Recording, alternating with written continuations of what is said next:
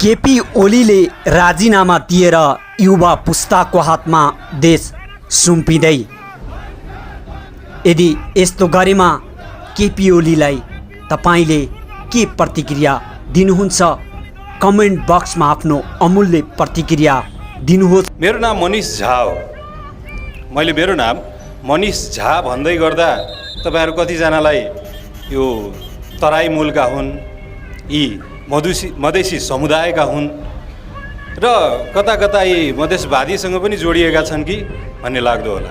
तर त्यो जटिल काम हुन सक्छ तपाईहरुको लागि।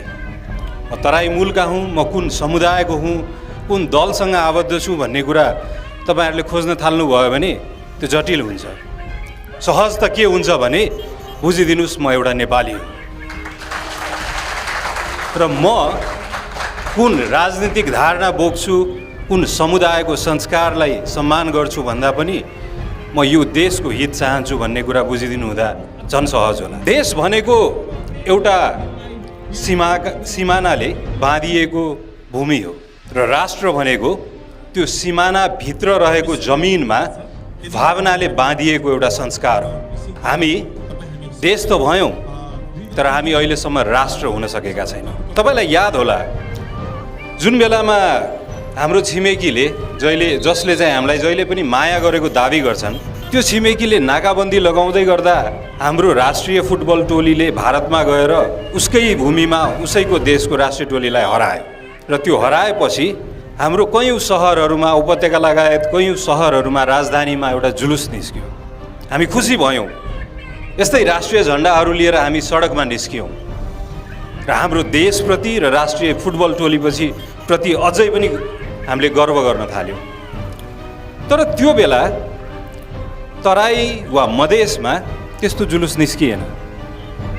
त्यो किन निस्किएन भने उनीहरूले के भने कि त्यो राष्ट्रिय टोलीमा मैले मेरो प्रतिनिधित्व देखेको छैन, मैले मेरो अनुहार पाएको छैन। त्यो कमजोरीहरू छन्। तर यसो हेरौँ न, हामी कहाँ भएको सबै जात, सबै समुदाय त्यो 11 जनाको टिममा अट्ने सम्भावना छ त? छैन।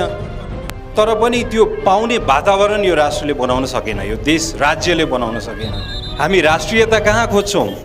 हामी राष्ट्रियता बसन्तपुरमा राष्ट्रिय झन्डा ब्याकग्राउन्डमा राखेर सेल्फी खिचेर खोज्छौँ। हामी दरबार मार्गको पबमा जसो गर जे गर भनेर गीत बज्दै गर्दा त्यहाँ राष्ट्रियता खोज्छौँ। तर आज बिहान भर्खर मैले डाक्टर बाबुराम भट्टराईको ट्विट हेर्दै थिएँ।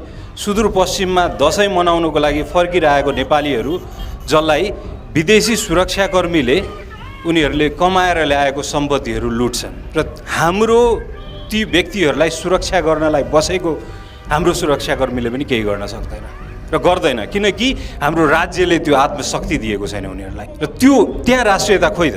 महोत्तरीको एउटा बजारमा बीएफएसको सैनिक आएर उनीहरूलाई कुट्छन् र त्यो बेलामा उनीहरूको मेसिन गनको एगेन्स्टमा हाम्रो लट्ठी लिएर जान्छन् जमातहरू। त्यहाँ म राष्ट्रियता खोज्छु। नवलपरासीमा कयौँ हजार हेक्टर जमिन मिचिएका छन् हाम्रो छिमेकीहरूले र तर पनि उनीहरू जुधिरहेका छन् वर्षौँदेखि। त्यहाँ राष्ट्रियता खोज्छु। र हाम्रो नक्साबाट जब काला पानी हराउन थाल्छ र राज्यले नै त्यो नक्सा छापेर प्रकाशित गर्छ, म राष्ट्रियता त्यहाँ खोज्छु। त्यसैले गर्दाखेरि यो राष्ट्रियता खोज्दै गर्दाखेरि विभिन्न कुराहरू देख्छौँ। हामी देश हो कि हामी राष्ट्रियता हो? राष्ट्र हो हामी। जुन बेला हामी देशको स्वरूप पायौँ, हामीले यो विश्वमा यो सबै भूभागहरूलाई देशको परिचय दिन थाल्यो। हामी 21औँ राष्ट्र हो, 21औँ देश हो जसले हामीले एउटा देशको रूपमा परिचय पायौँ। तर सबै समुदायको, सबै व्यक्तिको, सबै संस्थाको र सबै देशको लजिक अफ एक्जिस्टेन्स भन्छ, उसको अस्तित्वको परिभाषा के हो? जस्तै अफगानिस्तान, पाकिस्तान, यो देशहरूले अहिलेसम्म पनि आफ्नो अस्तित्वको परिभाषा पहिल्याउन सकेको छैन। हामीसँग हाम्रो प्राकृतिक स्रोत त छ, हामीसँग इतिहास त छ, हामी एउटा विश्वको लागि पानी ट्याङ्की त हौँ पिउने पानीको लागि, हाम्रो त्यो परिचय त छ। तर हामीले अब त्यति परिचयले पर्याप्त छैन। म अहिले भर्खर भिमार्जु दाइसँग कुरा गर्दै थिएँ कि अर्जेन्टिनामा 1912 देखि 1983 सम्म 12 पटक त्यहाँको राजनीतिक व्यवस्था परिवर्तन भएको रहेछ, तर पनि स्थिरता कायम हुन सकेन। कुनै पनि राजनीतिक व्यवस्थाको विकल्पले त्यहाँको मान्छेको अपेक्षा पुरा गर्न सकेन, किनकि उनीहरू एउटा कुरामा स्पष्ट थिएन, त्यो देश हो कि राष्ट्र हो।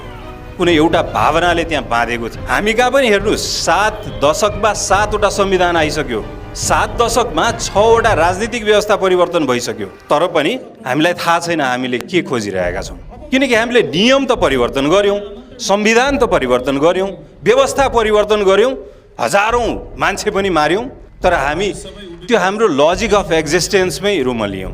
हामी किन अस्तित्वमा छौँ भन्ने कुरा हामी रुमलियौँ। परिवर्तन त्यो बेला मात्र परिवर्तन सफल हुन सक्छ जुन बेला त्यसको संस्कार परिवर्तन हुन्छ। तपाईँ अहिलेको सरकारको संस्कार हेर्दाखेरि लाग्छ कि यो परिवर्तित संस्कार हो। पहिलाकै जुन कुरा हामी बदलिन चाहन्थ्यौँ त्यही कुरा, त्यही संस्कार, त्यही दम्भ। संस्कार भनेको विधि हो, व्यवहार हो, र त्यो विधि र व्यवहारको अभ्यास हो।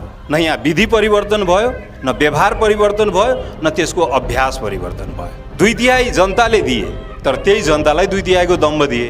त्यसैले गर्दाखेरि हामी यो सधैँ कुनै पनि राष्ट्र बनाउनलाई सबैभन्दा पहिला हामीले 2वटा चिजमा ध्यान दिनुपर्छ। एउटा त्यहाँको जनशक्ति र अर्को पूर्वाधार। र हामी जहिले पनि कहाँ अड्क्यौँ? संविधान। यो संविधान कसरी, यो नयाँ राजनीतिक व्यवस्था कसरी ल्याउने, त्यो कुराहरूमा हामी अड्क्यौँ।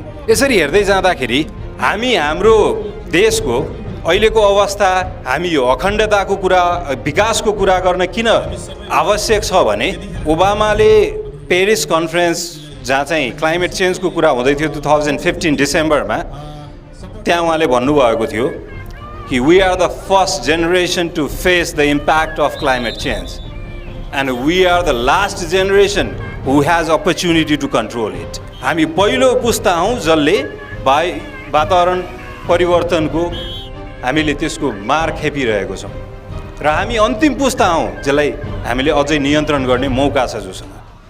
त्यस्तै लाग्छ मलाई, यो देशमा हामी पहिलो पुस्ता हौँ जसले विगत 3 दशकदेखि त्यो मार खेपिरहेको छौँ। सङ्क्रमण भन्यो, राजनीतिक परिवर्तन भन्यो, नयाँ संविधान भन्यो, नयाँ व्यवस्था भन्यो, यो एकचोटि पाएको जिन्दगीको मौका अरूको प्रयोगशालामै बित्ने भयो। र फेरि पनि के लाग्छ भने हामी अन्तिम पुस्ता हौँ जसले यो नियन्त्रण गर्नलाई, यो अखण्डता र यो विकासको चर्चा गरेर यो नियन्त्रण गर्नलाई हामीले कन्ट्रिब्युट गर्न सक्छौँ। हामीले नगरे भने यो तपाईँले आज नसकेको काम भोलि गरौँला भनेर त कुर्न सक्नुहुन्छ, तर यो जुनीमा नसकेको काम अर्को जुनी पाउने कोसँग छ ग्यारेन्टी? त्यसैले गर्दा यो हामीले नै गर्नुपर्ने हो। अब मधेसको कुरा पनि साथीहरूले निकाल्नु भयो। मधेसमा 4 किसिमको राजनीतिक दल छ। मधेसको राजनीतिमा उपस्थिति भएको 4 किसिमको राजनीतिक दलहरू छन्। एउटा नेपाली कङ्ग्रेस, एमाले वा नेकपा यस्तो दलहरू जो आफ्नो राष्ट्रिय उपस्थितिको रूपमा त्यो जमातमा पनि छन्। अर्को जो मधेसको हुँ भन्ने त दाबी गर्छ, तर मधेसको हो कि होइन थाहा छैन। त्यो अनुहारमा मधेस खोज्न गाह्रो छ। जस्तै अहिले सरकारमा रहनु भएको उपेन्द्र यादव जस्ता व्यक्तिहरू। तेस्रो जो मधेसमा मधेसको प्रतिनिधित्व गर्नुहुन्छ, महन्त ठाकुर जस्ता व्यक्तिहरू, तर आफैमा सङ्गठित हुनुहुन्न, आफैमा संस्थागत हुनुहुन्न। त्यसैले गर्दा उहाँको कमजोरी, उहाँको अकर्मण्यताको मूल्य मधेसले तिरिरहनुपर्छ। र राजनीतिमा तपाईँ यदि तपाईँको अकर्मण्यताको मूल्य अरूले तिर्नु परिरहेको छ भने तपाईँ पापी हो। तपाईँको कमजोरीको मूल्य अरूले तिर्नु परेको छ भने, तपाईँको भ्रष्टाचार, तपाईँको उद्देश्य, तपाईँको स्वार्थ अरूको जिन्दगीले तिर्नु परेको छ भने तपाईँ पापी हो। र त्यो हेर्नुहोस् त्यहाँ मधेसमा। र चौथो राजनीतिक उपस्थिति सीके राउत जस्तो व्यक्तिको छ। तर राज्यले दोस्रो र तेस्रो तफ्तालाई, त्यो अस्तित्वलाई स्वीकार गरेन भने स्वाभाविक रूपमा सीके राउतहरू जन्मिनेछन्, अझै बढ्नेछन्। म मेरो कुरा भन्न चाहन्छु, सीके राउतको उपस्थिति मलाई पहिला घृणित लाग्थ्यो, तर राज्यले पटक पटक मधेसलाई अवहेलना गर्दा सीके राउत त विकल्प होइन भनेर सोच्न थालिसकेका छन् व्यक्तिहरूले। भनेपछि मधेसलाई तिमी नेपाली नै हौ, तिमी पनि हाम्रै मान्छे हौ भन्ने कुरा पनि त हामीले बुझाइदिनु पर्यो।